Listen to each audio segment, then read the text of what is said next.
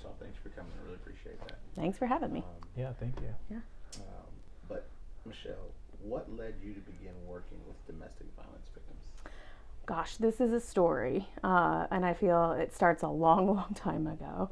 I was 19 and was in college at Emporia State and had the opportunity to take a class. I was a sociology major and took a class on domestic violence dynamics, and it was sort of it was like part criminal justice, part social work.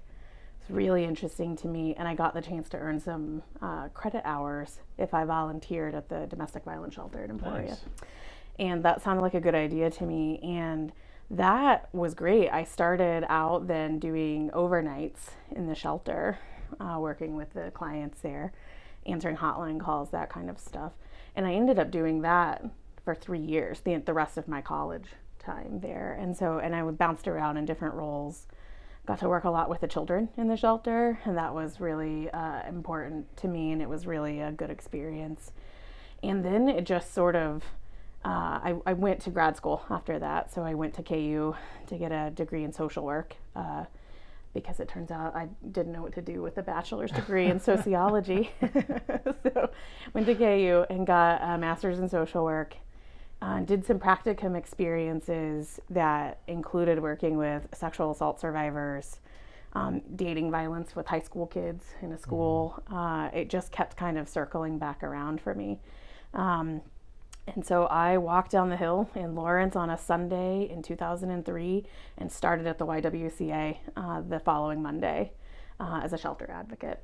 It just sort of felt like that was the right thing to do. That was where I was comfortable working in. And so I think really I just, the people that I got to work with in the shelter program initially, both the clients, the survivors, and the staff, had a really big impression on me. There were just some amazing work going on.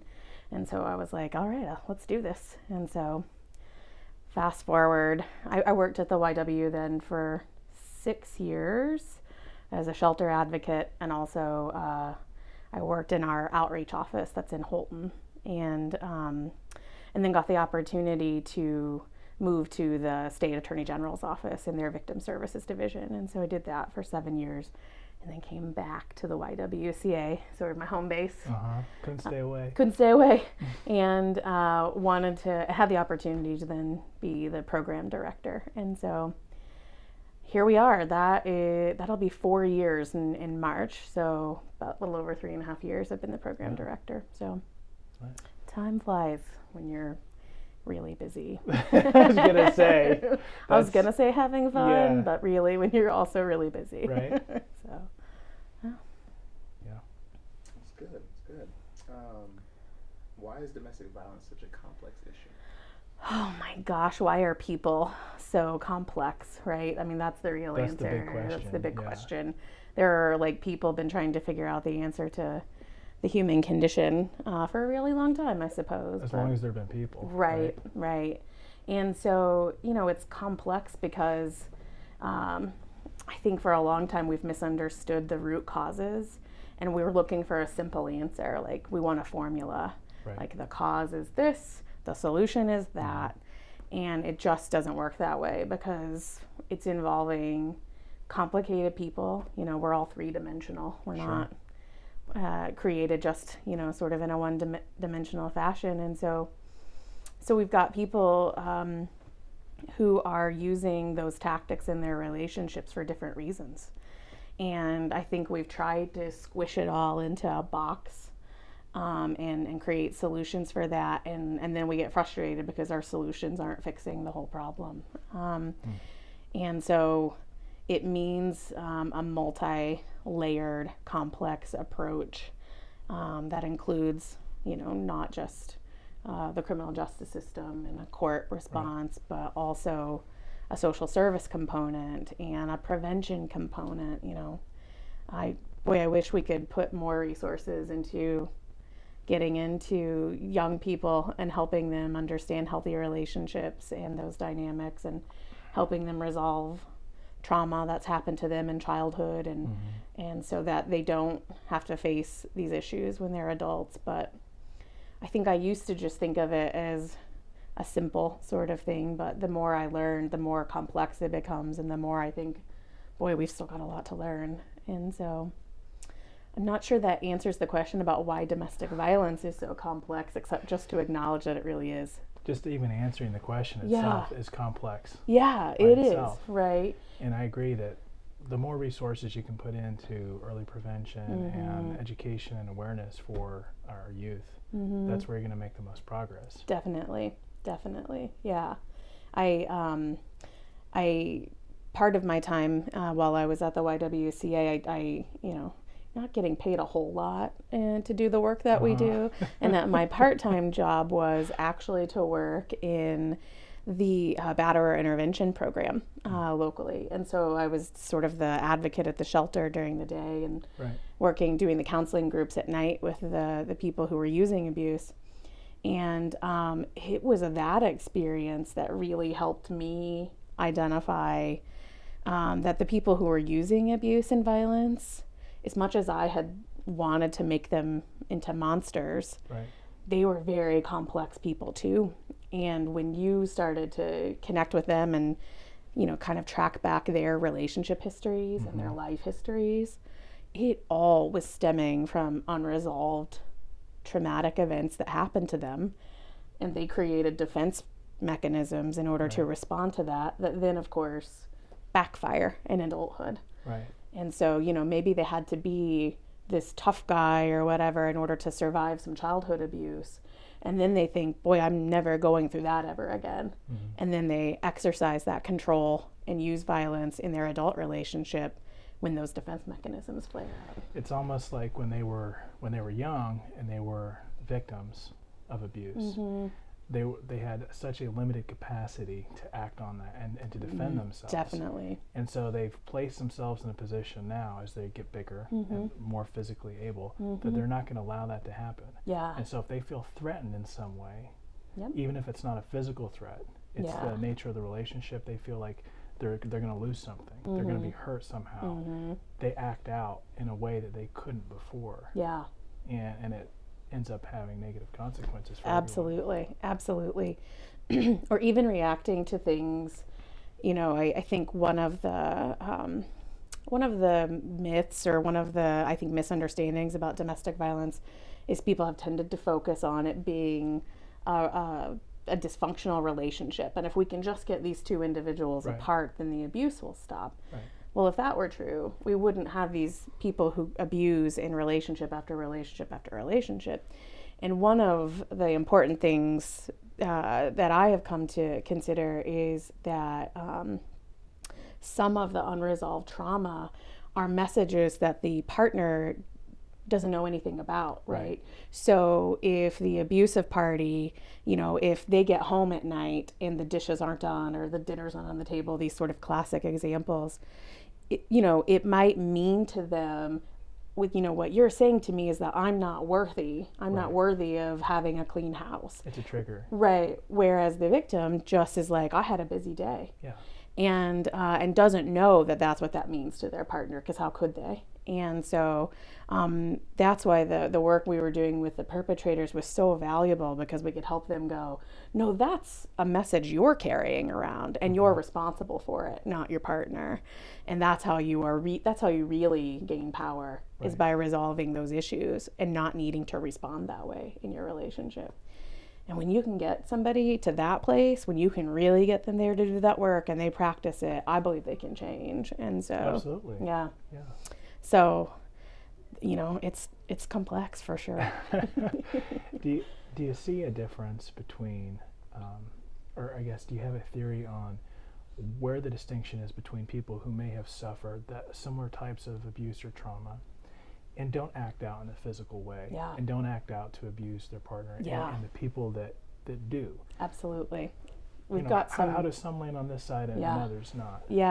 So my theory is on that is really shaped by some great research that's been done on this. And one of the significant differences that we know about comes to us from the Adverse Childhood Experiences study.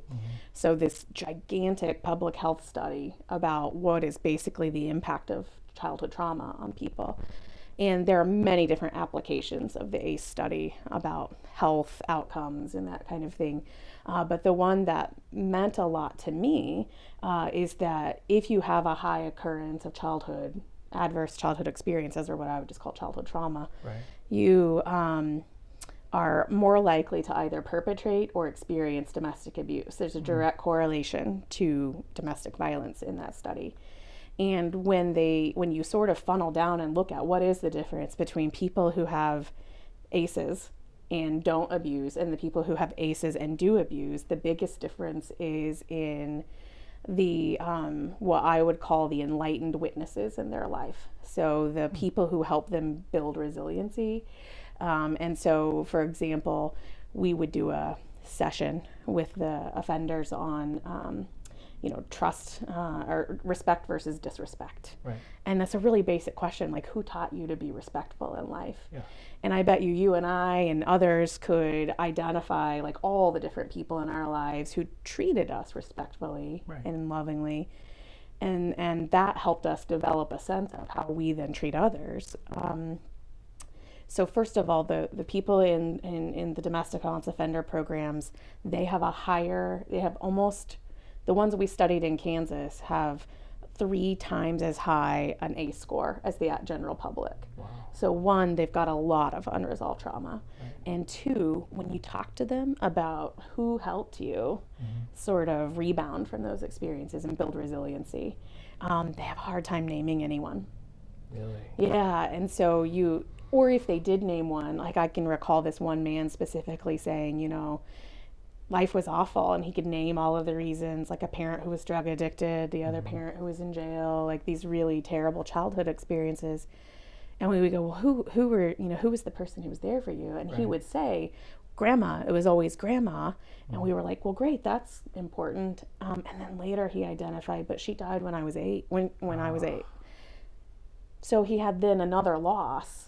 And after that, he just sort of got shuffled around foster care to foster care, and so he didn't have sort of like these other people who came in and said, like a soccer coach or a Boy Scout leader or, a church pastor or anybody who kind of connects. Right. And so I think the biggest difference between the ones who have difficult childhood experiences and don't grow up to be abusive is that direct connection to who taught them, who helped them adapt to cope with the challenges and build resiliency.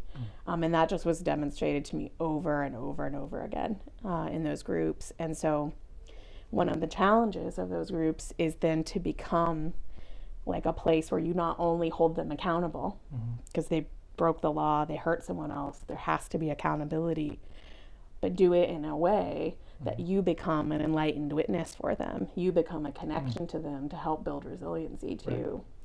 And it is artful work. It's hard to do. And so that's what I think is the big difference. And boy, if we could, again, preventative, identify young people who have had ACEs, who have had those traumas, and get them connected in a million different ways to a situation where they can really build resiliency, then boy, I think we'd be out ahead of this issue in a significant way. Yeah, and I agree absolutely with what you said, and I'm thinking back now, just in my life, coaches, teachers, parents, aunts and uncles, grandma and grandpa, everyone who was there, who was a positive influence, who was a role model, someone you could respect and look up to, that you knew cared about you, and they were there. And that's a very, I guess, a very privileged thing to have, because a lot of people don't have that same level of experience with a support system and people that care for them. So it's a tough nut to crack. It is, because, I think we have to have accountability. I'm not somebody who says like, boy, domestic abusers had a really rough childhood and we should, not hold them accountable because of that. I think accountability is important. I just don't know. I think accountability has to be matched with a response that genuinely invests in them in a way that helps them make the change. I'm not sure just sort of using the strong stick actually creates change for people. And so that's my question mark, and that's probably the whole question around any kind of criminal justice reform, and smarter people than I are probably tackling this issue. Well, I'm a big proponent of the carrot and the stick, and not everyone needs to have motivation, external motivating factors. But some people do. Usually people who aren't used to having that same structure and self-discipline and self-control. So what we see here is a lot of time, a first-time offender or maybe even a low-level violent offense. It's kind of hard to say that, but you know what I'm saying, as opposed to a murder or a rape or something really heavy. The idea is rehabilitation. And what can we do to keep that person from reoffending? What can we do to strengthen their personal relationships and give them the structure and resources they need? And that's why you guys are so important. Even from our, accountability perspective, because we understand that we provide this part of it. But there's this whole other there's this whole other issue that needs to be addressed. For sure. And so the coordination of those two things is really what's key. Right. And making sure that those things are working together so that both of those sides happen. So, absolutely. Yeah, great. What do you think about the sorry, Marcus, I'm taking all your questions, but those were just to guide the conversation. What about the victim's side of it? I will never forget the first domestic violence case I handled as a prosecutor. As a young prosecutor, I didn't really know what other people's experiences were. And I remember it was just a first-time domestic violence misdemeanor case. And I went there, and it was a court trial, and I sat down with my victim, and we were going to go into the courtroom in about 10 minutes, and her abuser was sitting right over there with his attorney, and she kept looking over at him. And she explained to me what happened, and I just listened to her for maybe 5 minutes. And I was just talking to her the way I am now, nothing special. I told her, okay, well, this is what we're going to do, and it's going to be okay. And she broke down and started crying. And I asked her what was wrong. I thought I'd done something wrong. And she said no guy had ever been so nice to her in her whole life. Gosh. And it crushed me to hear that. Yeah, for sure. So here's what's interesting. So kind of tying it back to the adverse childhood experience, we talked a lot about that connection with the perpetrator, but certainly in my experience, the victims and survivors that I've worked with over the 20 years have identified that they had vulnerabilities that the perpetrator then exploited as a way to get control, right? And so one of the things we work with folks, although we would never say, you're responsible for what the other person did, we would say, what vulnerabilities are you currently navigating that you think someone might exploit? And what do you want to do about that? Which is a really empowering way. Victims of domestic violence come across all backgrounds, socioeconomic levels, ages, races, like every category, every demographic you can think of, there are people in that category who are being victimized because it's not all the same, like we said. But I do think that people with vulnerabilities, and that includes if you were victimized in childhood, it has an impact on you. If it doesn't get resolved, you may have sort of a warped understanding about how people should treat you. Right. And so maybe the person you're in an adult relationship with doesn't treat you as terribly as you were treated in childhood, and so it doesn't quite seem as bad. Makes it seem okay. Yeah, whereas those of us on the outside go, oh my gosh, that's horrible. Like, why are you putting up with that? Right. And having a lot of questions about that. And so that's definitely the work for survivors to do, is to sort of reclaim their worthiness. Right. And, but, it's really even people where I'm sort of draw the line is that there are definitely people, though, who didn't experience childhood abuse, who didn't have a lot of vulnerability, who also are in abusive relationships, which is interesting. And I think some of that has to do with the way sort of more savvy abusers function. And so most people, if somebody were to exercise physical abuse on the first date, you would bounce. Sure. Right? Like, not. I hope. Yeah, I really do believe that.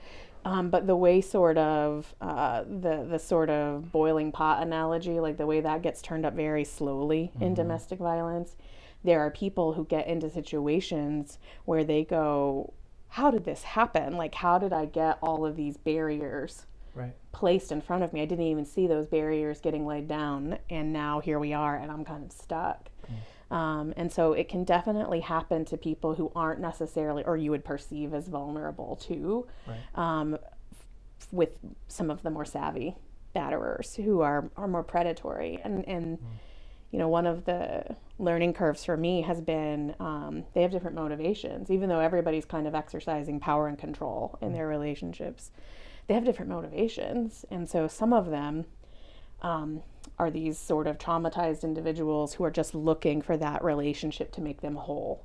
And those are the ones who are looking for this angelic partner, like you make me whole kind of thing.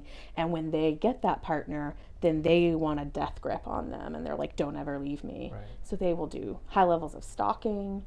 Those are also the offenders who I think are most dangerous when the victim leaves. So they'll cause the most injury when the victim leaves. Even most of the domestic violence homicides, in my experience, come from that batterer, that type of batterer. But there are other types who there's, you know, I think there's a sadistic type who, you know, maybe it's organic, you know, there's a lot of research about sociopaths and they're rare. But I do think that there are some people who are a little bit more sadistic who don't qualify to be a sociopath. And their motivation is they just enjoy seeing somebody else be uncomfortable and in pain.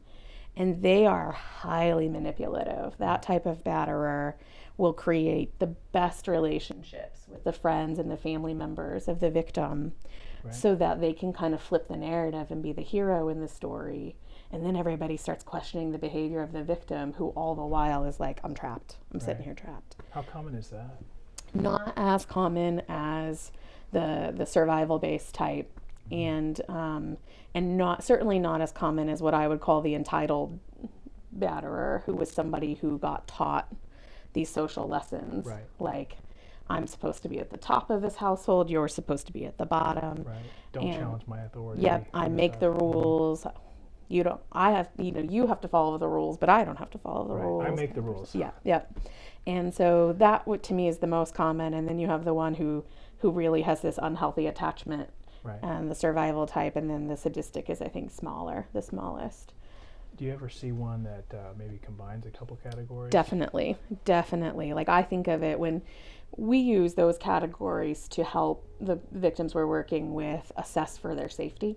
And so we're using a tool that was created by Dorothy Halley at the Attorney General's office to help sort that out.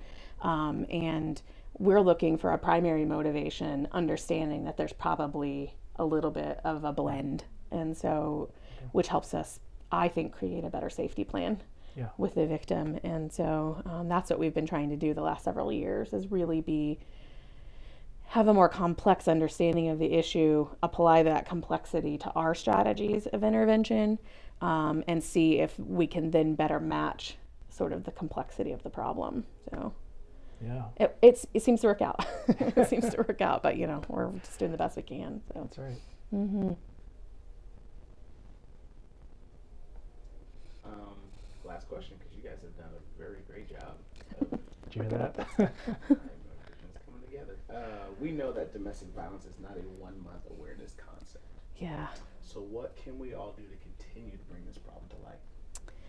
Yeah, you know, I would love to see, not to get like academic and nerdy on it, but I would love to see a public health approach to the issue of domestic violence. And it really is kind of like a virus. Yeah. Right? Yeah. I was thinking about that earlier.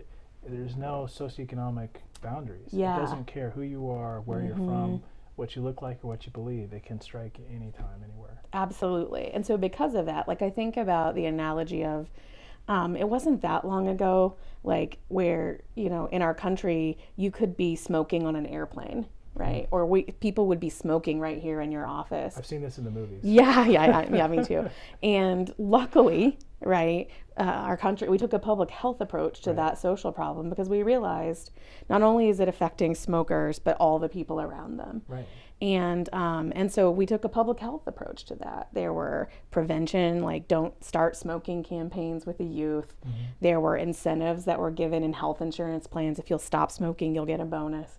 You know, we pass laws that say you're not going to smoke in restaurants. Right. Like we have done this total comprehensive response to that social problem. And it's worked out great for us by and large. I'm sure there's still problems, but and I know we have vaping now and there's that whole issue. But it's a huge improvement over where we were. Yes, huge improvement. And I think that's what domestic violence response deserves, is a total, full-blown public health approach. And I've seen throughout my time like little pockets of that, but not sort of a robust, total, comprehensive, organized effort. And there was an effort, gosh, it's probably been 10 years ago. The CDC was creating that model, and I think the project just lost funding. Like, I think that they got so far, and then it lost funding. But we use parts of that. So the part that we're applying, of course, there's the prevention work, but we also are using the coordinated community response model. So we have a monthly meeting with all of the sort of partners, and we come together to go, how do we respond better? Right. What can we do differently? And so we've got parts of that going on here, but I think you're right. Like, we shouldn't just be paying attention to this in October. It is certainly happening in every other month of the year. Right. And so that's my idea about what we all could do is we could say to our schools, you know, I want these programs in our school for our kids to learn from. We can say to our elected officials, like, we want a strong response to this issue. You know, we can go to our state legislature and say, tighten the laws up, like, or we need better laws. There are a lot of things that I think the public could do if they realize that whether they're experiencing domestic violence or not, they are impacted. You know, our healthcare costs are impacted, each and every one of us. It has an impact with public safety. You know, a number of our homicides in Topeka are domestic related. Right. And that, you know, not only costs resources, but it's the most dangerous call for law enforcement officers to respond to. Absolutely. So whether you're experiencing it or not, we all should be invested in the solution. So. Well, I'm sold. Excellent. Let's do it. How do we proceed? Right. Let's make a plan. Yeah, let's do it. Wonderful job, guys. All right. Thank you very much for coming. We appreciate you. Well, rewriting a book next? Like, what's next? Yeah, right. No, seriously, what do you think what are the impediments to doing something like that here locally and then trying to grow it out? Because we are the capital city. Yeah. You know, we could start something here and go statewide. Well, so, you know what I've been trying to figure out, and I don't know if I'm talking to the right or wrong people. I'm talking to everybody, so hopefully I'm catching someone. But June, have you heard about, what do they call it now? It used to be called the GTEP project, and now it's called ICE JAR, and it stands for Increasing the Criminal Justice Response to Domestic Violence. It's a state project, so the governor's grants office funds it. Okay. And they went to Wichita, bless them, they went to Wichita to try to solve domestic violence. Like, so take our community times 3, 4. Right. Ugh. Good luck. Yeah, you couldn't pay me enough to be a domestic violence advocate in Wichita. We're not rolling.